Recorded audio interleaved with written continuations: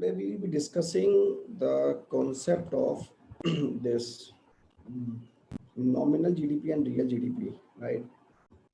So I'm not in a position to share it. So I would start with an example. Economy. Okay, now it is loud.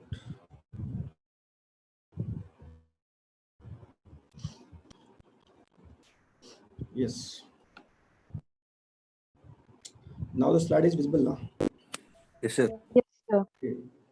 Now we try to understand with an example, like if there is an economy and in the economy is producing only, for example, we want to compare the economy of 2020 to 2025. Right? Please try to understand it because it is a bit confusing thing. So what happens in economy of 2020? The GDP of the economy was basically the economy was producing only the breads, and the number of bread packets which were being produced in 2020 is 100 breads. So the GDP of this economy will be, for example, the cost of one bread packet is 10 rupees, then it is 1,000 rupees. Now, what happens in 2025? This economy was also producing 100 breads packets, but the cost of one bread packet was rupees 20. So the output in GDP terms, it becomes 20 into 100. That is 2,000 rupees. Now tell me one thing. If I ask you that is there any change in the actual capacity of the economy, right? Is there any change in the real capacity of the economy, in any real change in the economy in 2025?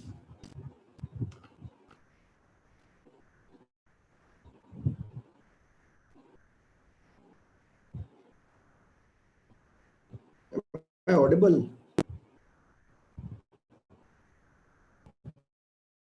Yes, sir.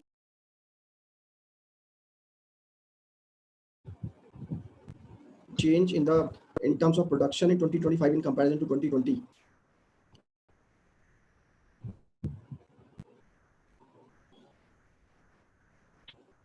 Why you people are not responding? My question is that in 2020 the economy was producing 100 breads, and in 2020 the cost of one bread packet was rupees 10. So in GDP terms the value was 1,000 rupees. In 2025 the economy was still producing 100 breads, but the cost of one packet of the bread was 20 rupees, and that's why the GDP in monetary terms become 2,000 rupees in 2025. Now my question is there any effective change in the production in 2025? Yes or no? Effective change in the production? No, sir. Sorry? No. Anybody for yes? So, but GDP in 2025 is giving me the figures of 2000.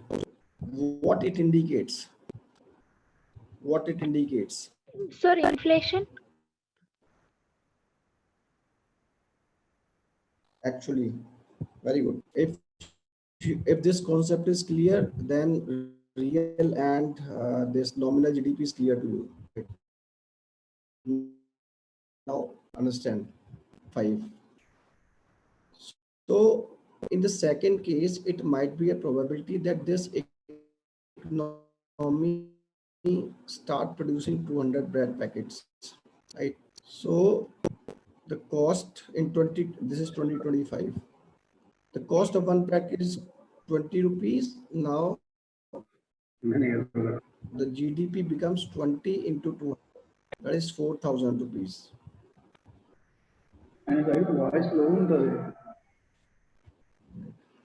Now my question is that we can calculate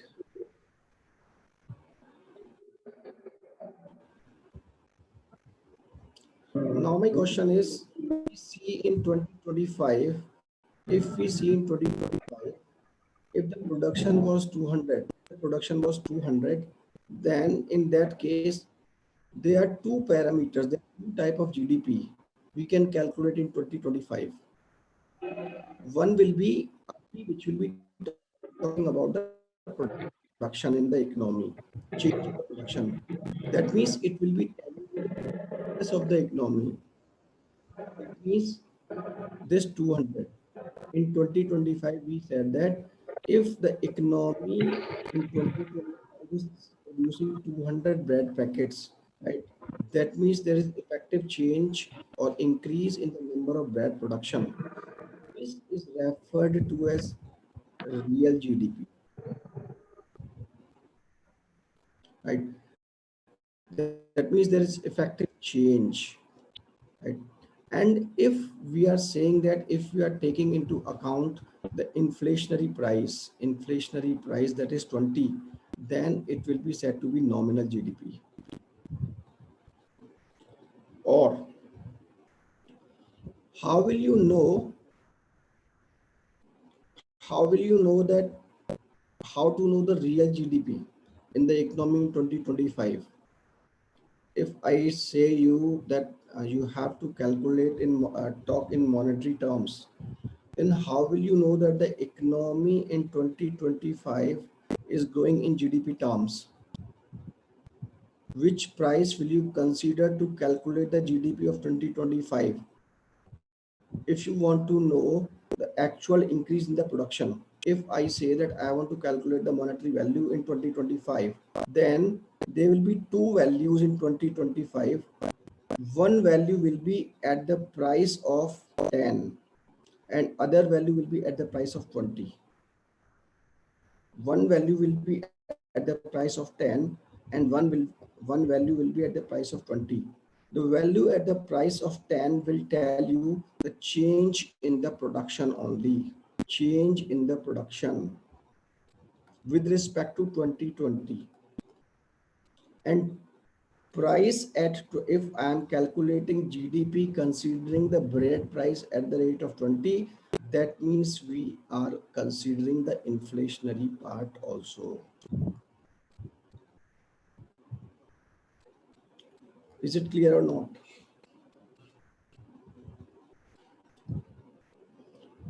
If anybody is not clear with the concept, then ask.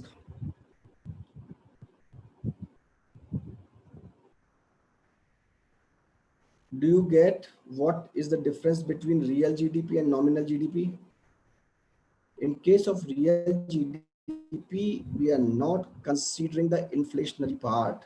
We are taking only the change in the production. That's why we are multiplying this 200 breads in 2025 with 10 rupees only.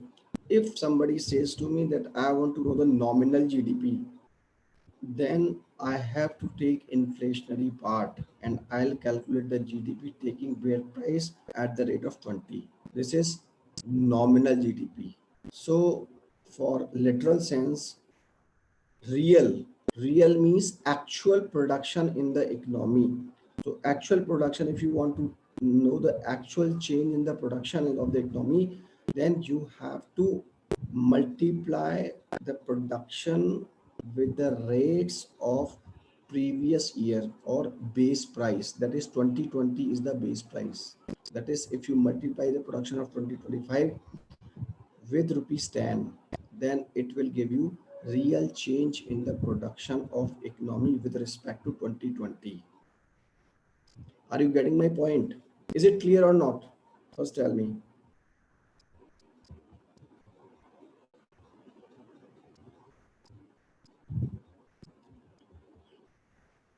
Is it clear?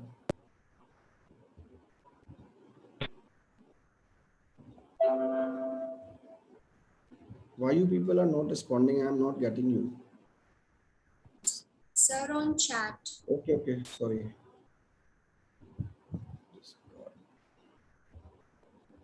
Wait. Explain again. Okay. See, what I said, that I took an example of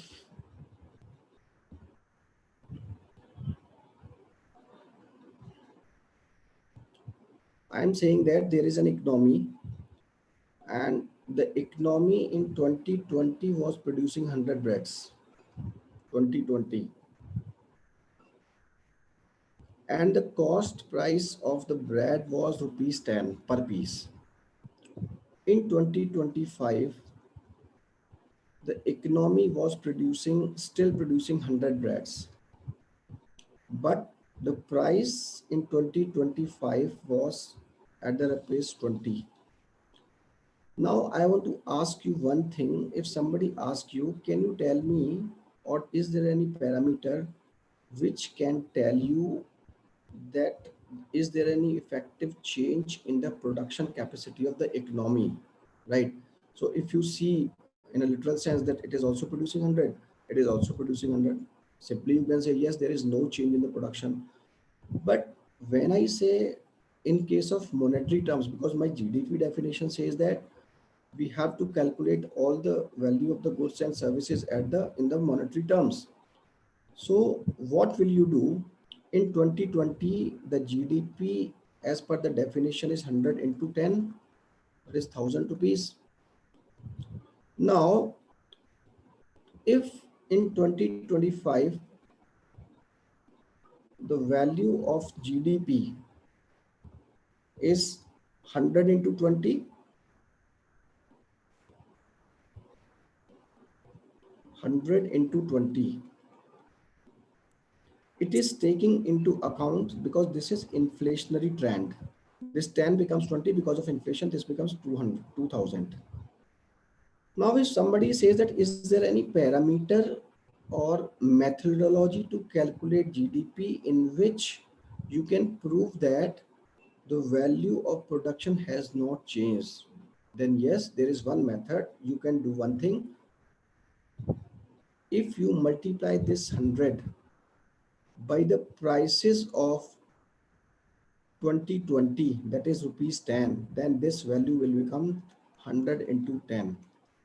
I say this 10 rupees as constant price. And this price, constant price, is of the year with which we are comparing. In this case, we are comparing with 2020. So if in 25, I will be having two figures of GDP. One figure will be multiplication of the production, that is 100, with the cost price of 2020, right? That is rupees 10. So this becomes 1000. When I calculate this value of GDP considering the constant price, this value is said to be real GDP.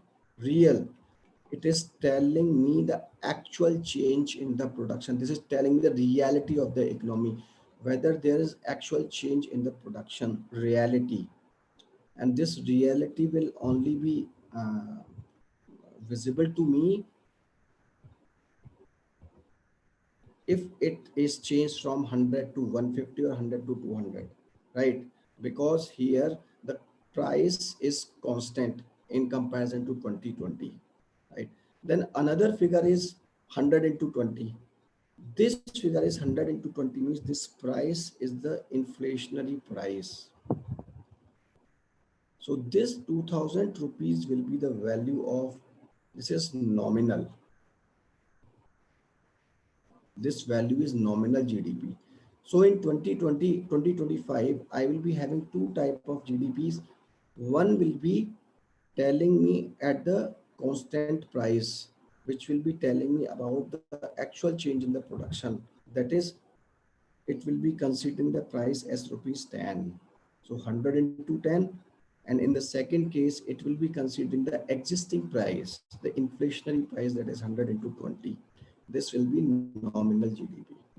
right? So real GDP is telling me the actual change in the production capacity, while nominal GDP is telling me the change in inflationary trend, right? So real GDP, if you see, in this case, this GDP is similar to this. This is also 1,000, this is also 1,000. So there is no change in the GDP. That means there is no change in the production. If it becomes 150, then it becomes 1,500. Now you see a change, this 1,000 becomes 1,500. That means you will say, yes, there is a change, effective change in the production capacity of the economy, right?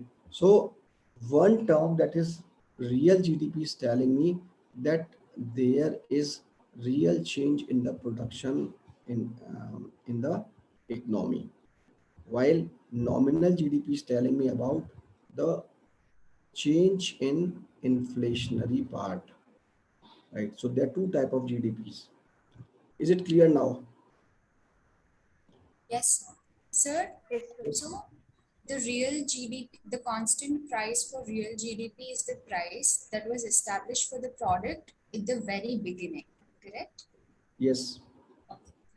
See, constant price is basically, this term is said to be constant price, and it is the price of that year which we are considering as the base year. Technically, it is said to be the base year. When we later on will understand, this is basically base year with which we are comparing. This is base year. Technically, we say that base year, and this price, technically, this price is said to be the constant price, right? And it will be fixed. This price and this year will be fixed for comparison, because this we are taking for the comparison purposes only, right? So this, it will remain fixed, right? So this is, you have to go through, this is from NCRT, right? Real GDP is calculated in a way such that goods and services are evaluated at same constant set of prices. Since these prices remain fixed, if the real GDP changes, we can be sure that it is the volume of production. It is the volume of production which is changing, right? While nominal GDP is telling you current prevailing prices, right? So go through it. This is all what I have discussed.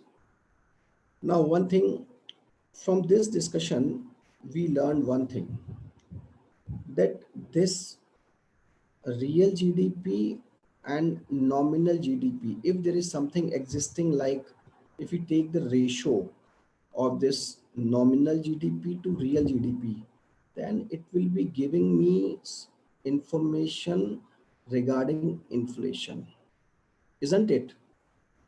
If I take the ratio of this nominal GDP to real GDP, it will give me some sort of uh, information about the inflation, right? And this term is basically GDP deflator. You can find this question in UPSC, and it will be direct question, right? They can ask you certain analysis sort of thing, but this you can find direct question on this. So if you are calculating, if you are taking the ratio between nominal GDP or real GDP, because nominal is taking inflation into account, right?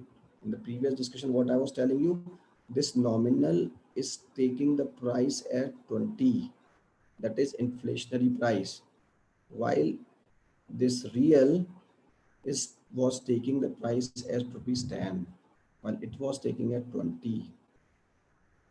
So when I am taking the ratio of nominal to real, it gives me GDP deflator.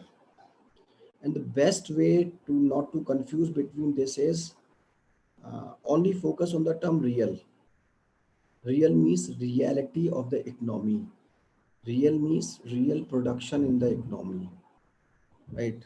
Real production means it is telling you about the actual change in the production. That's it. Nominal will automatically come to your mind that it is telling you inflation. One is production, one is telling you inflation. That's it. Is it clear? GDP deflator and this nominal and real. Please revise them. You can find these concepts in UPSC. Right? So be prepared. Then comes if do you have any idea that you might have heard the term that inflation is increasing, inflation is decreasing in the news, right? So normally, what you hear in the in the newspaper in a day-to-day basis, this basically the index which you hear is basically CPI index, consumer price index, consumer price index. This we will do in detail in that inflation part. Consumer price index is basically nothing but it is telling you about a basket of objects. It is a basket of objects, and CPI is telling you inflation only in this basket of objects, right? So in this slide, I am trying to explain the difference between CPI index and GDP deflator. GDP deflator is telling you the inflation in the economy. It's a macroeconomic term because it is telling you about the whole economy, while it is telling you only about a basket of objects, right? So GDP deflator reflects prices of all goods services produced domestically. It is broader than CPI but exclude imports. CPI index reflects prices only a market basket of some goods and services. So it is narrow, right? But it includes imports. So this is difference between GDP deflator and CPI index. This is there were certain changes in the GDP calculation. This Sir, you should sorry to interrupt. Can you please explain CPI index once more? I see. didn't quite understand. CPI, it's a detailed discussion of CPI index, and we will have there will be two lectures on this, right? So this is just for your reference. That's why I tried to cover CPI here. Right now, only consider that what you hear as the change in the inflation, then you hear the figure that there is 6% change in the CP in the inflation. That is basically CPI. First thing. Secondly, how are you calculating that this what constitutes CPI, right? So when we are calculating the CPI, it is basically a basket of objects. There is a basket. For example, if they are having certain food products, they are having services product, they are having manufacturing product, they are having fuel in that. So if there is any change in that basket, for example, there is potato. Potato right now is 10 rupees, and in the next month it becomes 12 rupees. So there is change of 20% in potato, and based upon its weightage in that basket, it will be counted.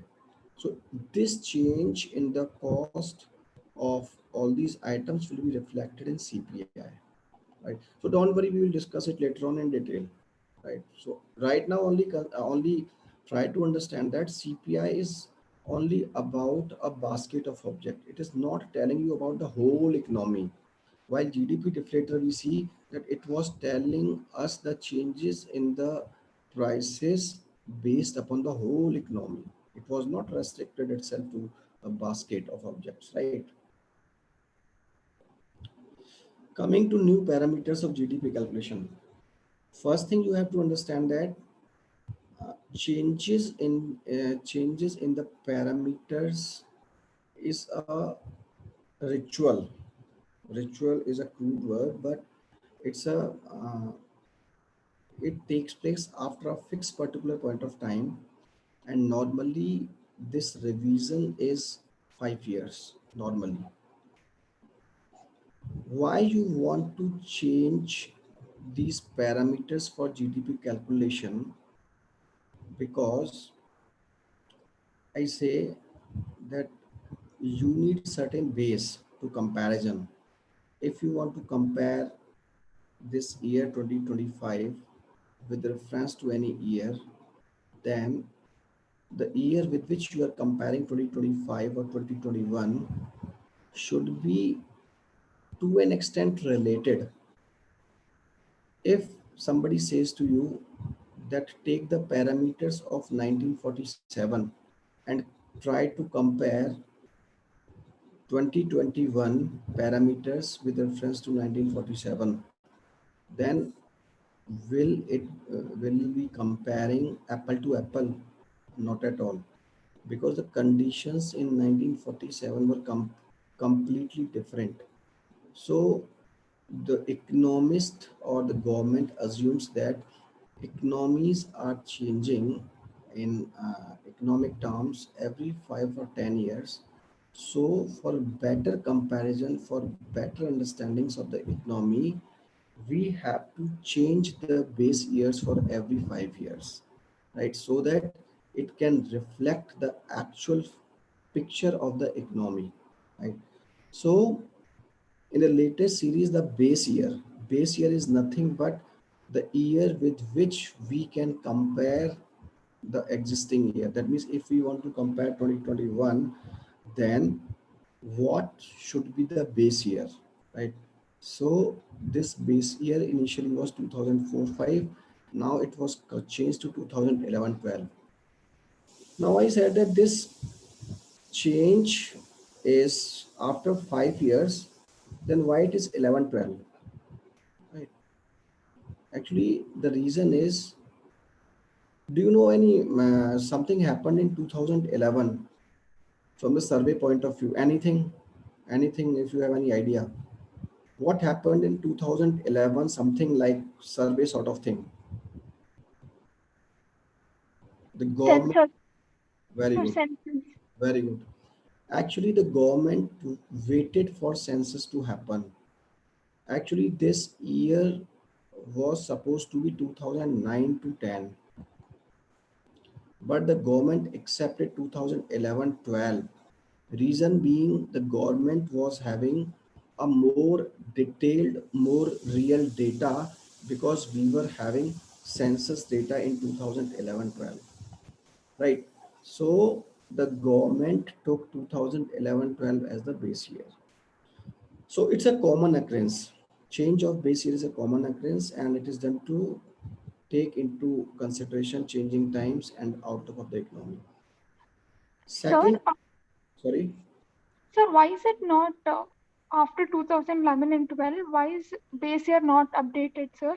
See, this this year was changed in, I think, 1617, right? 1617 or 1718. So it takes time. For example, if it will be changed to 2016-17, then that revision will take around either in the coming years, that is 22-23 or 23-24.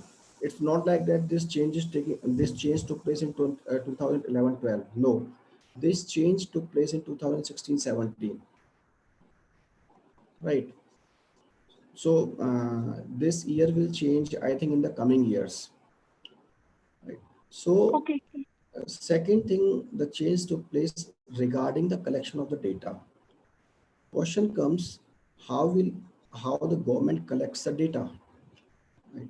So what was happening in the past? The government was collecting the data from n number of sources, like they were collecting the data from a registrar of companies, like they were collecting the data from index of industrial production. It will come in the later on slides.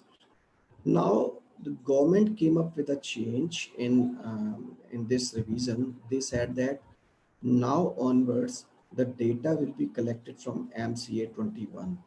This MCA 21 is nothing but Ministry of Corporate Affairs, right? And this is basically a portal. This is a portal.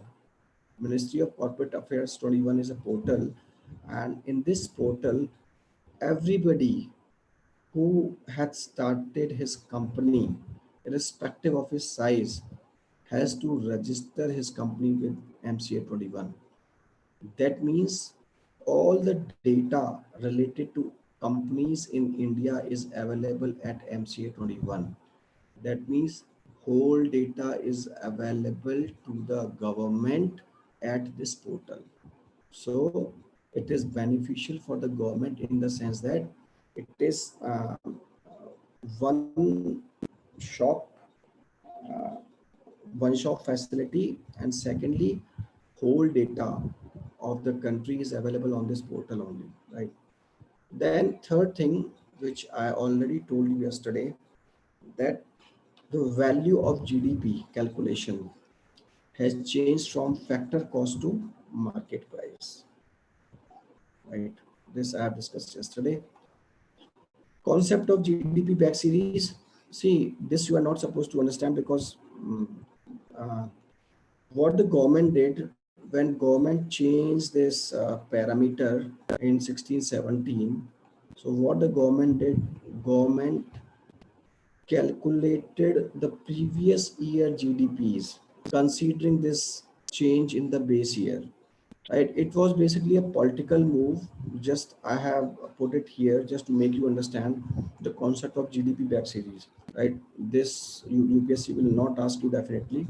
This you want to only to understand that uh, when this data was revised, normally what happens, the government calculate the GDPs from the year in which this revision took place after that revision.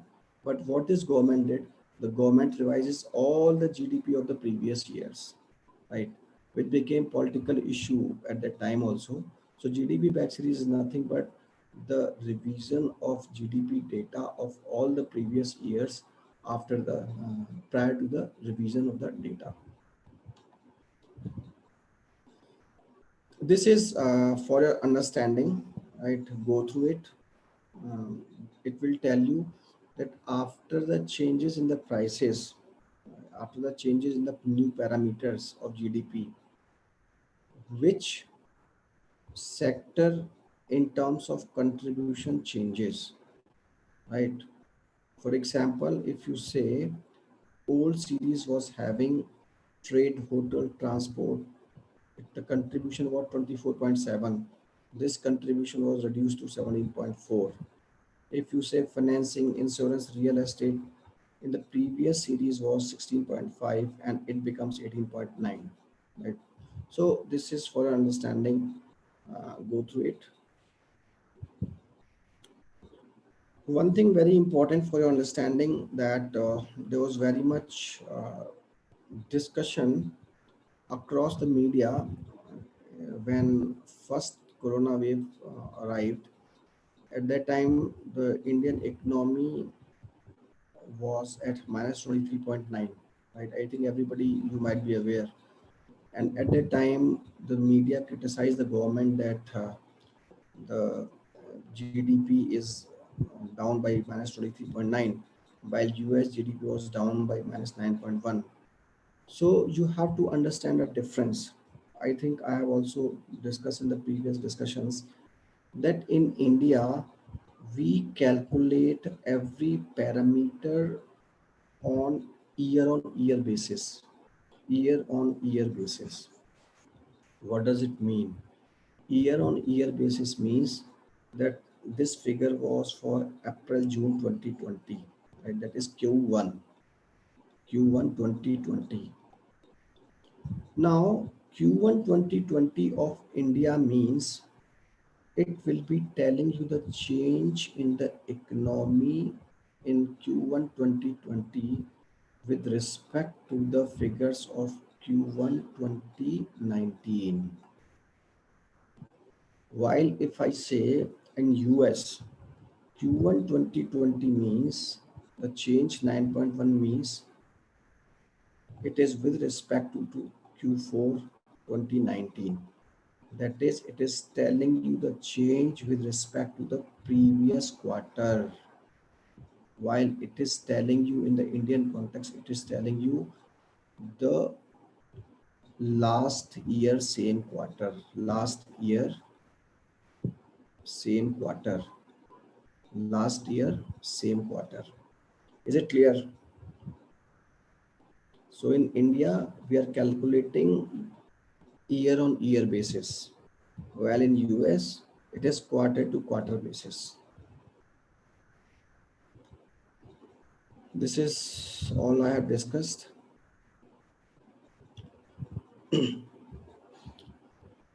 there are some different indicators. Green GDP, right? Green GDP is basically taking into account when I was discussing this sustainable development and development part. So we were telling that now the governments are very much conscious about taking into account that environmental portion, right? So is there anything, for example, if this plan of a project to come, then is there any documented uh, method to calculate the impact of the coming project on environment? Is there any methodology which is done prior to establishing any project in that area? Anybody? There is something called environmental impact assessment.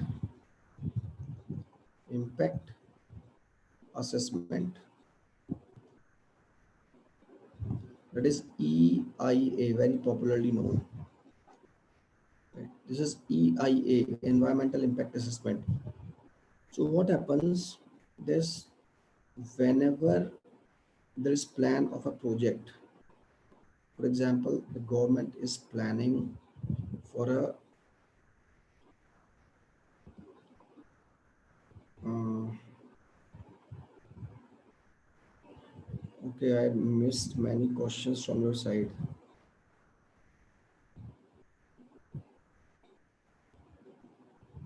Actually, I didn't see your chat. That's why I explained many things. Can we say the GDP of 1 year will be the next year's real GDP? See, real GDP, and this is clear not to everybody. Base year concept is clear or not? Now I'm seeing your chat actually. This base year concept is clear now. Okay. Then Shiva Bhaskar Reddy is saying carbon footprint. See, carbon footprint is basically something different. But technically, if you say if you're planning to start any company in an area, then the government says that you have to first carry out environmental impact assessment. And what happens in that? For example, you are planning for this factory in any area, then what will happen? There might be certain plants to be cut, right? So what the government will do, the government will ask the agency. For example, in Delhi, when DMRC was developing the metro, right? So the plants were cut down, the trees were cut down for the construction of the metro. So what happens? What EIA means? EIA analyzes that how much of the this environmental thing like trees, wildlife, biodiversity, right? How much they will be affected. For example, they analyze that there are 100 trees to be cut. They analyze that there are 100 different type of animals, these birds. So what this agency, that is metro, have to do, they have to identify a place, right? Then what they will do, they will purchase the place and give it to the government, right? And they will ensure that more than 100, this that figure is defined by wildlife these analysts, it might be 200 or 500 such trees are planted in that area, first thing. Then if 100 wildlife things are relocated, then all are to be relocated in this area, right? So such arrangements are to be done prior to starting any project. So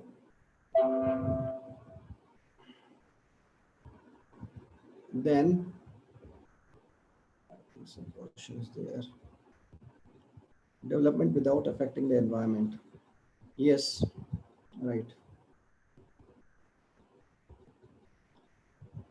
So green GDP is saying green GDP is nothing but it is taking into account that diversity, right, in the economy. So if you are planning any project, then you will not only be counting its positive part, that is, it will contribute to the economy. If it is producing 100 cars, right, then it will not be only about 100 cars which it is giving to the economy, but you have also to take into account the effect of producing 100 cars in terms of uh, pollution, right? So if you say, if you, the best example to understand is in Delhi. in delhi uh, in Delhi, you will see that during the time of Diwali, every time there is almost the all the activities are standstill during the time of Diwali because of pollution, right? There is implementation of odd even policy, right? And people are not possible even to breathe, right? So that means, why is it so? This is because that these are the negative repercussions of neglecting the environment. So green GDP is saying that we have to take into account this environmental part. We have to monetize its value, right? Because we should not only be rushing for growth at any cost, right? So, for example, we were taking the example of this hills, right? I said that when this glacier outburst took place, then that glacier outburst in the starting of 2021 resulted into the washout of a power project, right? And another power project was affected badly. So if you calculate the monetary value of that thing, one project which was washed out might be of 100 or 200 crores, right? The project which were affected might be 200 crores affected, right? Then there were loss of at least 200 lives. So green GDP is saying you have to monetize all these values and take into account while you are calculating the GDP. So green GDP means monetization of the loss of biodiversity, accounting for costs caused by climate change, subtracting resource depletion, helping to manage both economies as well as resources. Right. Then comes HDI, Human Development Index. It was developed by Mahbubul Haq Amartya Sen. This is macroeconomic indicator which is telling you about status of development. Growth, about growth, we were told by GDP. About development, we are being told by Human Development Index, right? And this HDI is basically nothing but it is the geometric mean of these three things: long and healthy life, knowledge, a decent standard of living. A decent standard of living is nothing but this is GDP. This is GDP, right? That is development. As we already discussed, this growth is one aspect of development, right? Then knowledge part means that is education index. It is saying expected years of schooling and mean years of schooling, right? Life expectancy at birth means that how long a child is going to survive. So these are basically three indexes of which geometric mean is used to calculate the human development index, right? And it is published by UNDP. It is published by UNDP. One thing more, that these reports, whoever is releasing these reports or whoever is publishing these reports, you should know, because UPSC asks that who is publishing which report. And secondly, if a report is important with reference to India. For example, there is change in any data with respect to India, if there is any substantial change. So you should be aware about that change, because UPSC is always tracking all such changes, and UPSC is giving questions on that. If that report is highlighted in the media, So you should know who is releasing which report, right, from the UPSC point of view. Then comes multidimensional index. This is nothing. See, if we talk about the HDI, HDI is giving us a general information in these three terms, but it is not telling a micro level understanding of the people. This multidimensional index is basically telling you the micro analysis. Like, it is not only telling you about these three indicators, but it is also uh, dividing these three indicators in 10 parts. So it is analyzing the poverty of the people on these 10 counts. So these are 10 indicators of poverty. So if anybody, if the report is saying that anybody is unhealthy, that means you have to analyze on the basis of nutrition and child mortality. If you say you have to talk about education, it is telling about years of schooling and school attendance.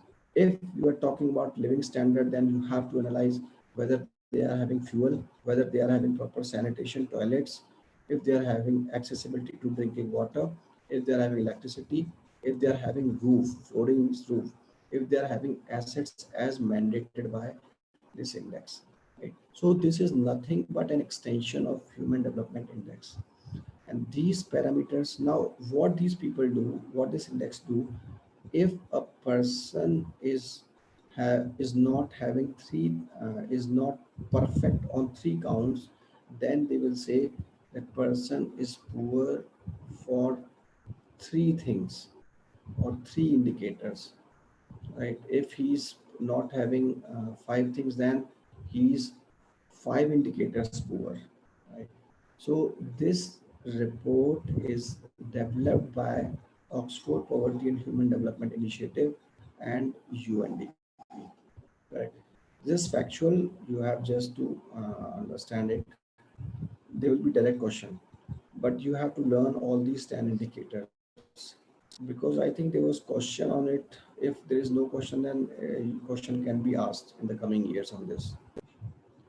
Then comes gross national happiness. It's a very specific indicator of Bhutan, and it was this term was coined by fourth king of Bhutan, Jigme Singye Wangchuk, and it implies that sustainable development should take a holistic approach,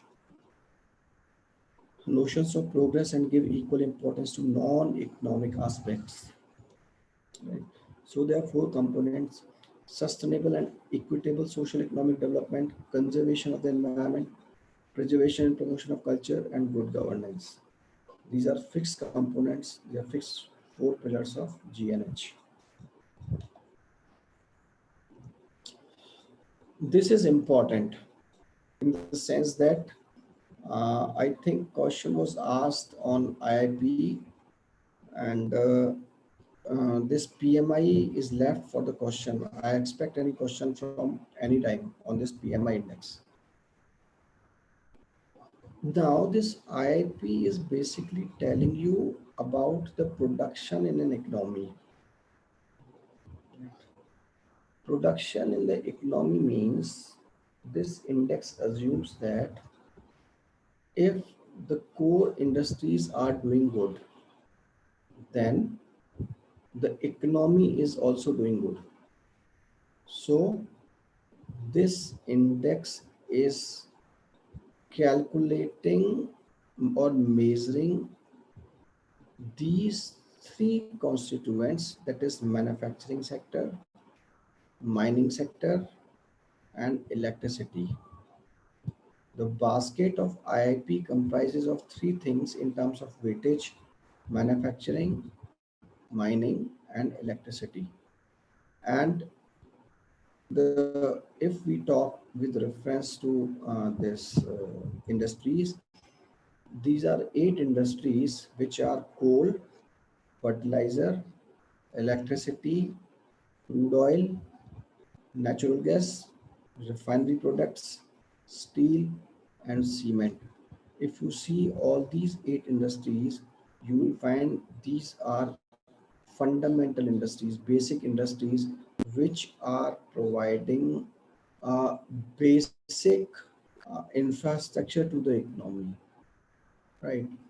So these are 8 core industries, and this index is released by CSO, now has become NSO, National Statistics Office. National Statistics Office. NSSO and CSO has been converged into NSO now. All right. Secondly, the peculiarity of this IIP is that it is only telling you about the change in the production. That is, if it has changed from there is change of 5%. It means that um, it was 100 and now it has become 105. In terms of production, it is not taking into account inflation.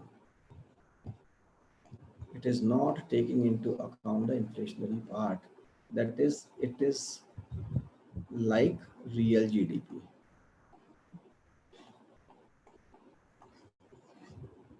right?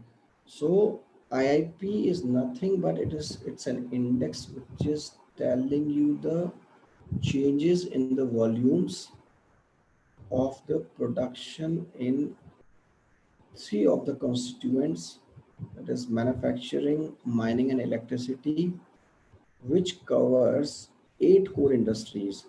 This core word is very important. These are the 8 core industries. These are said to be the core industries because they are providing fundamental base to the economy, right? So this is IIP. Questions used to come from this, and you have to learn these 8 industries. You have to learn on a major basis that there are three constituent major bases: manufacturing, mining, and electricity. Who releases this? Second, you have to also know that there is no effect of price change on IIP. Now coming to PMI, Purchasing Managers Index. It is telling you about the economic health of the manufacturing sector. It is telling you that what is the health of the manufacturing sector in the economy.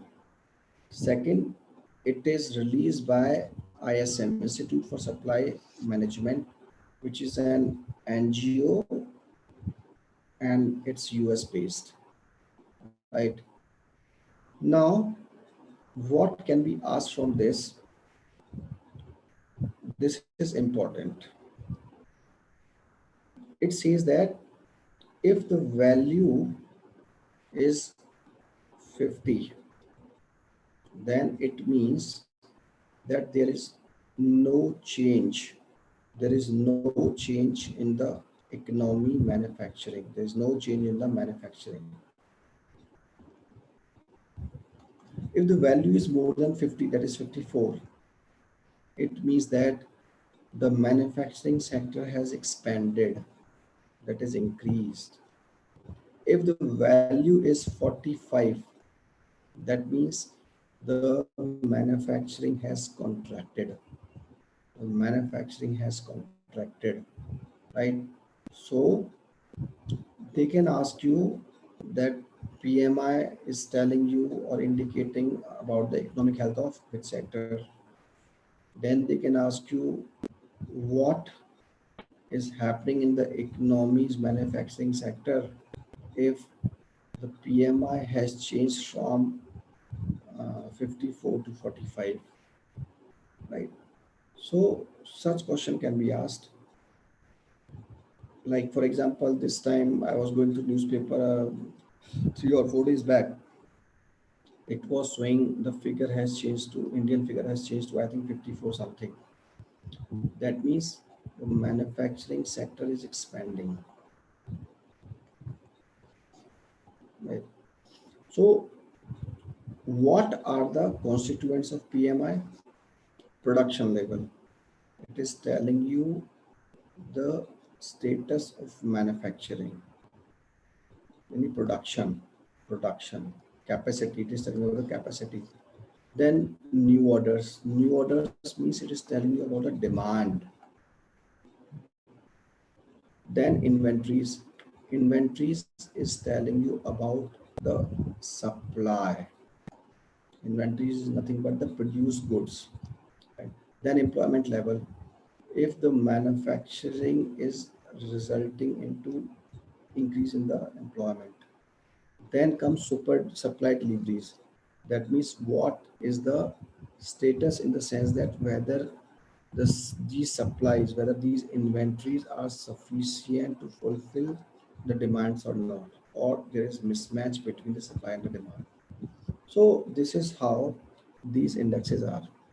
So you can find questions on these indices, especially IIP, PMI, and this multidimensional index,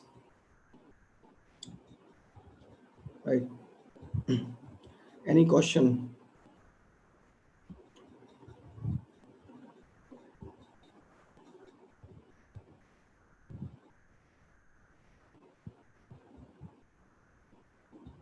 Are all the clear concepts clear?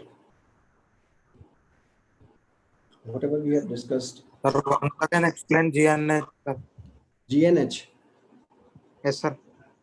See, GNH is nothing but it is Bhutan specific index, and it is basically focusing more on that environmental part. They consider that environment is integral to the growth concept, and that's why they are saying that rather than focusing on only growth indicator, we they have come up with a new innovative idea of GNH. And in GNH they are taking four pillars as of GNH, and which is basically sustainable and equitable socio-economic development, that is sustainable development. Then they are saying conservation of the environment.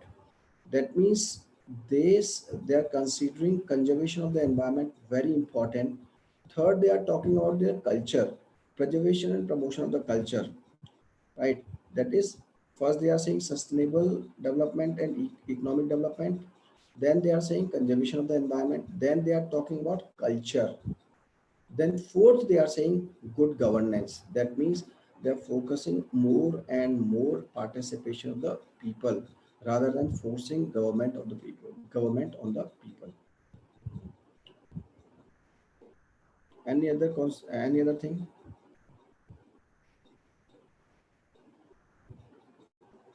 Thank you, sir. Your voice is not clear.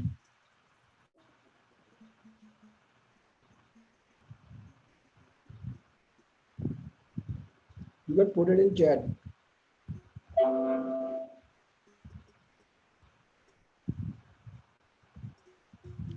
So can you please explain what the change? Okay, तो हो गया. Any other question?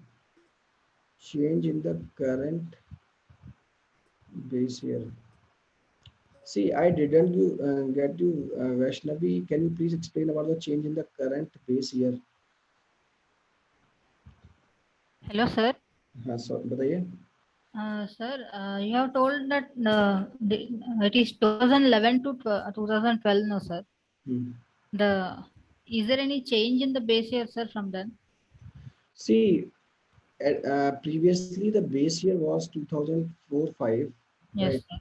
Now that year has been changed to 11-12. It is subjected to revision after every 5 years, right? Yes, sir. This will the change will takes in the coming 1 or 2 year. Right now the base year is 2011-12. Right? Why they haven't changed, sir? It hasn't. See, I already told you that change does not mean that it is it.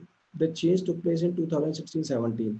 So by that means that this change will take place in after 5 years, that is 21 to 22, right? So either this year the change will be taking place, or the base year will change after 1 year, that is in 2022. Okay, sir. Got it, sir. Thank you, sir. Any other question?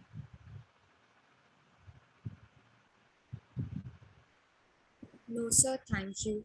Today, I think we learned everything about indexes and we need a little bit of revision, but every concept was very clearly explained. Thank you. Right. Okay. Tomorrow we will be taking that planning. Planning. See, if we talk about planning with UPSC point of view, UPSC after this disbanding of planning commission, UPSC is not asking questions from planning. But we have to understand certain questions, certain concepts related to the planning commission, and we will be understanding the concept, because nowadays what is happening, the government is focusing on disinvestment. So disinvestment, you cannot understand a disinvestment without understanding its roots, how it took place, what was the basis of that planning part, right?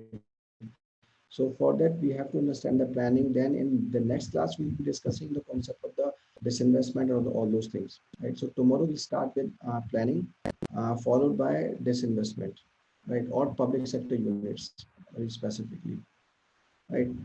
Thank you very much. See you tomorrow.